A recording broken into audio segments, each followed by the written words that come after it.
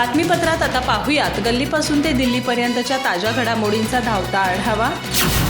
पंतप्रधान नरेंद्र मोदी बुधवारी 2 दिवसांच्या सिंगापूर दौऱ्यावर पोहोचले। ते गुरुवारी संसदेत पोहोचले आणि करारानुसार दोन्ही देश अर्धसंवाहक, क्लस्टर डेव्हलपमेंट, सेमीकंडक्टर डिझायनिंग आणि मॅन्युफॅक्चरिंगवर लक्ष केंद्रित करतील। दोन्ही नेत्यांनी संसदेत एकमेकांच्या देशातील मंत्री आणि शिष्टमंडळ सदस्यांची भेट घेतली। पंतप्रधानांच्या उपस्थितीत दोन्ही देशांच्या अधिकाऱ्यांनी अनेक करारांवर स्वाक्षऱ्या केल्या। करारानुसार दोन्ही देश डिजिटल तंत्रज्ञानाच्या क्षेत्रात सहकार्य करतील। यासह DPI, सायबर सुरक्षा, 5G, super computing, quantum computing आणि आर्टिफिशियल इंटेलिजन्स यासारख्या उदयोन्मुख तंत्रज्ञानासारख्या डिजिटल तंत्रज्ञानाच्या क्षेत्रात सहकार्य करण्याचं दोन्ही देशांदरम्यान मान्य करण्यात आलं।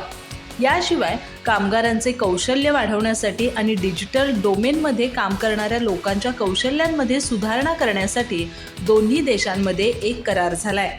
भारताच्या इलेक्ट्रॉनिक्स आणि माहिती तंत्रज्ञान मंत्रालयानेही सेमीकंडक्टर इकोसिस्टीम मजबूत करण्यासाठी सिंगापूर सोबत करार केलाय। या अंतर्गत देशात सेमीकंडक्टर क्लस्टर तयार केले जातील आणि लोकांना सेमीकंडक्टर डिझाईन आणि उत्पादनाचं प्रशिक्षण दिलं जाईल। तत्पूर्वी बुधवारी सिंगापूरला पोहोचलेल्या मोदींचं भारतीय समुदायाच्या लोकांनी स्वागत केलं। यावेळी PM मोदींनी ढोलही वाजवला। मोदींचं स्वागत करण्यासाठी आलेले कलाकार ढोल ताशांच्या तालावर नाचताना दिसले। लोकांनी PM मोदींना भगव्या रंगाचा टॉवेल भेट दिला। त्यांनी रामचंद्र की जय आणि गणपती बाप्पा मोरयाचा जयघोष केला। यावेळी एका महिलेनं त्यांना राखीही बांधली। सिंगापूर दौऱ्यात मोदी अध्यक्ष थर्मन षणमुगरत्नम यांच्यासह अनेक वरिष्ठ नेत्यांची भेट घेणार आहेत। सिंगापूरमधील व्यापारी समुदायाच्या नेत्यांचीही पंतप्रधान मोदी भेट घेणार आहेत। पंतप्रधान मोदी 6 वर्षांनंतर सिंगापूरला गेलेत। यापूर्वी त्यांनी नोव्हेंबर 2018 मध्ये सिंगापूरला भेट दिली होती।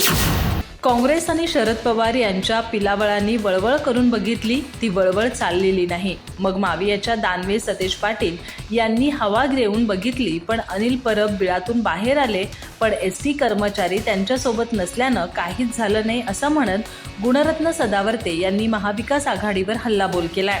दरम्यान गुणरत्न सदावर्ते म्हणाले की 90 ST कर्मचाऱ्यांपैकी 68,000 कर्मचारी हे आमच्या सोबत आहेत। ST कर्मचारी जनसंघासोबत जोडलेला आहे। हे सरकार कष्टकऱ्यांचा विचार करणारं सरकार आहे। अशा सरकारसोबत आम्ही बसलो होतो। गुणरत्न सदावर्ते म्हणाले की 7वा वेतन आयोग मिळावा अशी मागणी ST कर्मचाऱ्यांची कधीच नव्हती। ही मागणी कुणाची आहे याकडे मी मुख्यमंत्री, उपमुख्यमंत्री यांचं लक्ष वेधलं। उद्धव ठाकरेंच्या काळात 124 जणांनी आपला जीव दिलाय। हीच 7वा वेतन आयोगाची मागणी आहे म्हणत त्यांनी मावियावर निशाणा साधला। गुणरत्न सदावर्ते म्हणाले की त्यांनी श्रेय घेण्याची गरजच नाही, कारण हे सर्व तेजाजी आमचं आहे, कारण त्यांनी बैठकीमध्ये केवळ 5,000 रुपयांची मागणी केली होती आणि आम्ही 6,500 रुपये मिळवून दिला। तसंच जे संपामध्ये कर्मचारी सहभागी झालेत त्यांच्यावरती कारवाई करू नये अशी देखील मागणी आम्ही केली होती, पण त्यांनी तोंडातून शब्द देखील काढला नाही, म्हणजे ते किती कर्मचाऱ्यांच्या विरोधात आहेत ते दिसून येत आहे। राहुल गांधी भविष्यात पंतप्रधान होणार अशा सॅम पित्रोदा यांच्या वक्तव्यावर भाजपने जोरदार प्रहार केलाय। भाजप खासदार रविशंकर प्रसाद म्हणाले की जर पित्रोदा यांना राहुल यांच्यात पंतप्रधानांची प्रतिमा खरंच दिसत असेल तर आधी त्यांना बोलायला शिकवा। भाजप खासदार पुढे म्हणाले, राहुल परदेशात जाऊन भारताची खिल्ली उडवतात। ते बाहेर जाऊन इथल्या लोकशाहीवर, माध्यमांवर आणि न्यायव्यवस्थेवर प्रश्न उपस्थित करतात। पित्रोदा यांनी त्यांना कधी आणि कुठे बोलावे, कसे बोलावे याचा गृहपाठ करायला हवा। इंडियन ओव्हरसीज काँग्रेसचे अध्यक्ष सॅम पित्रोदा यांनी 4 सप्टेंबर रोजी सांगितलं होतं की राहुल गांधी हे वडील राजीव गांधींपेक्षा जास्त समजदार आहेत। बौद्धिक असण्यासोबतच ते एक उत्तम रणनीतिकार देखील आहेत। राहुलमध्ये भावी पंतप्रधानांचे सर्व गुण आहेत। सॅम पित्रोदा यांनी शिकागो येथील PTI या वृत्तसंस्थेला दिलेल्या मुलाखतीत राहुल यांची चुकीची प्रतिमा तयार करण्यात आल्याचं सांगितलं।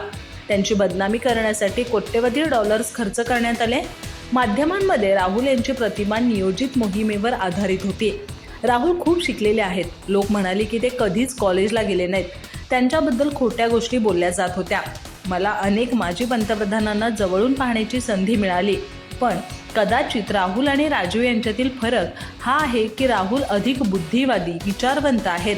राजू जरा जास्तच मेहनती होते. त्यांचा DNA एकच आहे. त्यांना लोकांबद्दल समान काळजी आणि भावना आहेत. ते खरंच खूप साधे लोक आहेत. त्यांच्या स्वतःच्या कोणत्याही वैयक्तिक गरजा नाही आहेत. विधान परिषदेतील राज्यपाल नियुक्त आमदारांच्या मुद्द्यावरून उपमुख्यमंत्री अजित पवार यांच्या नेतृत्वातील राष्ट्रवादी काँग्रेसमध्ये एक नवा वाद निर्माण झालाय. राष्ट्रवादीच्या प्रवक्त्या रुपाली ठोंबरे पाटील यांनी या प्रकरणी स्पष्ट मत मांडत पक्षाच्या महिला प्रदेशाध्यक्षा रुपाली चाकणकर यांना विधान परिषदेवर पाठवण्यास तीव्र विरोध केलाय. तुम्ही एकाच महिलेला किती पदं देणार, असा कळीचा प्रश्न त्यांनी यासंबंधी उपस्थित केलाय. राष्ट्रवादी काँग्रेस राज्यपाल नियुक्त आमदारांच्या कोट्यातून आपल्या 3 नेत्यांना विधान परिषदेवर पाठवणार आहेत. त्यात राष्ट्रवादीच्या महिला प्रदेशाध्यक्षा रुपाली चाकणकर, माजी खासदार आनंद परांजपे आणि सिद्धार्थ कांबळे यांना संधी दिली जाण्याची चर्चा आहे. या पार्श्वभूमीवर रुपाली ठोंबरे पाटील यांनी चाकणकर यांच्या नावावर आक्षेप नोंदवलाय. या प्रकरणी त्यांनी थेट अजित पवार यांच्याकडे न्यायाची याचना केली आहे. यामुळे राष्ट्रवादी पुढे बाका प्रसंग उभा राहिलाय. रुपाली ठोंबरे पाटील गुरुवारी एक फेसबुक पोस्ट आणि ट्विट करून आपलं म्हणणं मांडलं. त्या म्हणाल्या की एक व्यक्ती एक पद या न्यायानुसार आमचे अजितदादा न्याय नक्की देतील असा विश्वास आहे. एकाच महिलेला किती पदं देणार? कालपासून बातमी वाचतीये. बातमीची शहानिशा केली तर पक्षाने कोणतेही पत्र अधिकृत दिलं नाही असं सांगितलं. पक्षाला कळकळीची विनंती असेल. राष्ट्रवादी काँग्रेस पार्टीमध्ये इतरही महिला आहेत. त्या सक्षमतेनं दमदार कामाने मोठ्या आहेत. पक्षात कर्तृत्वान महिला खूप आहेत. त्यामुळं सक्षम काम करणाऱ्या महिलांचा विचार करावा. इतर महिलांना समान संधी द्यावी ही विनंती असेल. उल्लेखनीय बाब म्हणजे रुपाली ठोंबरे यांनी रुपाली चाकणकर यांच्या विरोधात नाराजी व्यक्त करण्याची ही काही पहिलीच वेळ नाही आहे. त्यांनी गत जून महिन्यातच या प्रकरणी अजित पवार यांची भेट घेतली होती. महिला आयोगाचे अध्यक्षपद असो किंवा महिला प्रदेश अध्यक्षपद असो, ठराविक काळाने सर्व महिलांना समान संधी मिळाली पाहिजे अशी भावना त्यांनी यावेळी बोलून दाखवली होती. त्यानंतर आता पुन्हा त्यांनी चाकणकरांना विधान परिषदेवर पाठवण्यास कडाडून विरोध दर्शवलाय. रशियाचे राष्ट्राध्यक्ष व्लादिमीर पुतीन यांनी युक्रेनशी युद्धात तोडगा काढण्याबाबत बोलण्यास तयार असल्याचं म्हटलंय. रॉयटर्स या वृत्तसंस्थेने दिलेल्या माहितीनुसार पुतीन यांनी म्हटलंय की भारत, चीन आणि ब्राझील दोन्ही देशांदरम्यान मध्यस्थी करू शकतात. रशियन शहरातील व्लादिवोस्तोक इथं ईस्टर्न इकॉनॉमिक फोरम मधील चर्चेदरम्यान पुतीन म्हणाले की 2022 मध्ये जेव्हा युद्ध सुरू झालं तेव्हा तुर्कीनं दोन्ही देशांमधील कराराचा मध्यस्थी करण्याचा प्रयत्न केला होता. मात्र त्या अटींची कधीच अंमलबजावणी झाली नाही. आता पूर्वीचे प्रयत्न नव्यानं चर्चा सुरू करण्यासाठी आधार म्हणून वापरले जाऊ शकतात. पुतीन यांचं हे विधान तेव्हा आले आहे जेव्हा पंतप्रधान मोदी 2 महिन्यांपूर्वी 8 जुलै रोजी रशियाला गेले होते. तिथं त्यांनी पुतीन यांच्याशी युद्ध थांबवण्याबाबत चर्चा केली.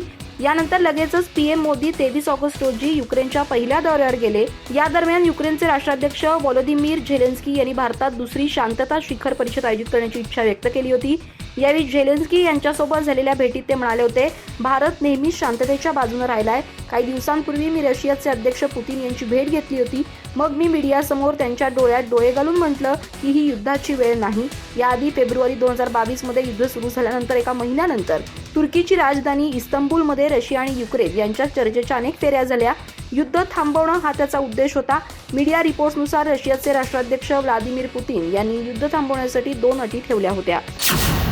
अनिल देशमुख आणि त्यांच्या नेत्यांनी माझ्या विरोधात खोटा गुन्हा दाखल केला हे आता सिद्ध झालंय. त्यांनी कारस्थान केलं हे सत्य आहे. त्यांनी SP मुंडेंना धमक्या दिल्या, तुझी नोकरी खाऊन टाकेल अशा धमक्या त्यांना देण्यात आल्या असं गिरीश महाजन यांनी म्हटलंय.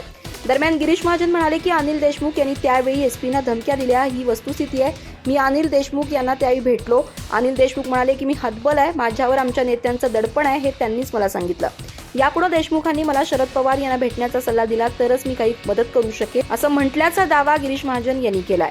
गिरीश महाजन म्हणाले की घटना घडली म्हणता पुण्याला आणि 550 किलोमीटर दूर जळगावमध्ये गुन्हा दाखल करायला लावता. त्यावेळी अनिल देशमुख म्हणाले की एकनाथ खडसे हे वारंवार शरद पवार यांच्याकडे जाऊन बसतात आणि त्यामुळे माझ्यावर दडपण येतं असा आरोप महाजनांनी करत त्यांना माझ्यासमोर बसून हे खरं आहे की नाही हे त्यांना विचारा असंही म्हटलंय. दडपशाही कुणाची होती हे माझ्यासमोर बोलायला हवं. त्यांचे PPA चव्हाण यांची क्लिप समोर आली आहे. त्यात ते काय बोलतायत. गिरीश महाजन यांच्यासह भाजप नेत्यांना खोट्या खटल्यांमध्ये अडकवण्याचा प्रयत्न केल्याप्रकरणी महाविकास आघाडी सरकारमधील तत्कालीन गृहमंत्री अनिल देशमुख यांच्या विरोधात CBIनं नवीन FIR दाखल केली आहे अशी माहिती अधिकाऱ्यांनी बुधवारी दिली. त्यामुळे या प्रकरणामुळे माजी मंत्री देशमुखांच्या अडचणीत वाढ होण्याची शक्यता आहे. तत्कालीन विरोधी पक्षनेते देवेंद्र फडणवीस यांनी विधानसभा अध्यक्षांना दिलेल्या पेन ड्राईव्हच्या 2 वर्षांच्या प्राथमिक चौकशीनंतर सीबीआयनं गुन्हा दाखल केला. शरद पवार आणि काँग्रेसच्या विधानसभा निवडणुकीनंतर संख्याबळाच्या आधारावर महाविकास आघाडीच्या मुख्यमंत्रीपदाचा चेहरा घोषित करण्याचं ठणकावून सांगितल्यानंतर ठाकरे गटानं यासंबंधीचा आपला हट्ट सोडलाय. ठाकरे गटानं आता या प्रकरणी मवाळ भूमिका घेत राज्यातील भ्रष्ट सरकार हटवण्यास आपले सर्वोच्च प्राधान्य असल्याचं सांगितलंय. शिवसेना उद्धव बाळासाहेब ठाकरे पक्षाचे पक्षप्रमुख उद्धव ठाकरे यांनी महाविकास आघाडीच्या मेळाव्यात काँग्रेस आणि शरद पवार गटाला मुख्यमंत्रीपदाचा चेहरा ठरवून निवडणुकीला सामोरं जाण्याचं आवाहन केलं होतं.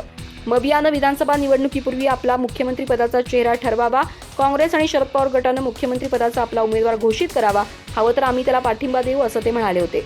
पण शरद पवार यांनी बुधवारी कोल्हापुरात बोलताना त्यांची ही मागणी धुडकावून लावली होती. महाविकास आघाडीच्या मुख्यमंत्रीपदाच्या चेहऱ्यावर विचार करण्याचं तूर्त कोणतंही कारण नाही. नेतृत्व कुणी करायचं हा निर्णय निवडणूक झाल्यानंतर संख्याबळानुसार घेता येईल. तूर्त लोकांच्या पाठिंब्यानंतर एक स्थिर सरकार देणं महत्त्वाचं आहे, हे आमचं प्रथम उद्दिष्ट आहे असं शरद पवार यांनी म्हटलं होतं. शरद पवारांच्या या भूमिकेनंतर काँग्रेस प्रदेशाध्यक्ष नाना पटोले यांनी त्याचं जोरदार समर्थन केलं. शरद पवार काहीही चुकीचं बोललेले नाहीत. आम्ही महाविकास आघाडी म्हणूनच निवडणुकीला सामोरं जाणार आहोत. महाविकास आघाडीला बहुमत मिळालं तर मुख्यमंत्रीपदाचा चेहरा ठरवला जाईल. महाविकास आघाडीच्या मेळाव्यातच आम्ही या प्रकरणी उद्धव ठाकरे यांच्या मागणीवर चर्चा केली. त्यामुळे या प्रकरणी वेगळा अर्थ काढण्याचा प्रश्न नाही असं ते म्हणाले. पुतळा उभारण्यासंदर्भात भारतातील ज्येष्ठ मूर्तिकारांशी मुख्यमंत्र्यांची चर्चा झाली आहे. हे जे घडलंय ते 100% वाईट घडलंय. यात मी काय चुकीचं बोललोय सांगा. याचा चुकीचा अर्थ काढण्याचं कारण काय? पुतळा पडला हे चांगलं असं मी कधी म्हटलं का? पुतळा पडणं अत्यंत दुर्दैवी आहे असं शिंदे गटाचे मंत्री दीपक केसरकर यांनी म्हटलंय. मंत्री दीपक केसरकर पुढे बोलताना म्हणाले की पुतळा कोसळल्या प्रकरणात जे दोषी असतील त्यांच्यावर कारवाई झाली पाहिजे. आज सुद्धा नेव्हीची टीम पुतळा कशामुळे पडला हे शोधून काढतीये. दोषींना शिक्षा होईल. मी काय त्यांचं समर्थन केलेलं आहे का असंही त्यांनी म्हटलंय. दीपक केसरकर म्हणाले की छत्रपती शिवाजी महाराजांचं अत्यंत भव्य दिव्य स्मारक राजकोट इथं होईल. या गोष्टीमुळे या ठिकाणी शिवाजी महाराजांची स्मृती आणि इतिहास टिकून राहण्यासाठी महाराष्ट्र सरकार प्रयत्न करत आहे. देशातील सगळ्यात मोठे चित्रकार यांच्याशी आमचं बोलणं झालं असून ते या पुतळ्याचं डिझाईन करतील.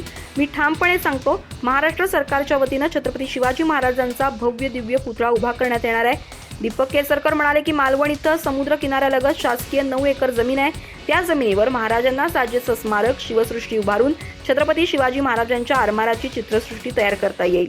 यासाठी मुख्यमंत्री एकनाथ शिंदे यांच्याकडे प्रस्ताव सादर केला. छत्रपती शिवाजी महाराजांचा पुतळा सर्वोत्कृष्ट शिल्पकार बनवेल. सिंधुरत्न योजनेतून विजयदुर्ग इथं आरमाराचं प्रतीक चित्रसृष्टी उभारण्यासाठी निधी मंजूर केलाय. तिथं देखील पर्यटकांना आकर्षित करू शकतो असं केसरकर यांनी सांगितलं.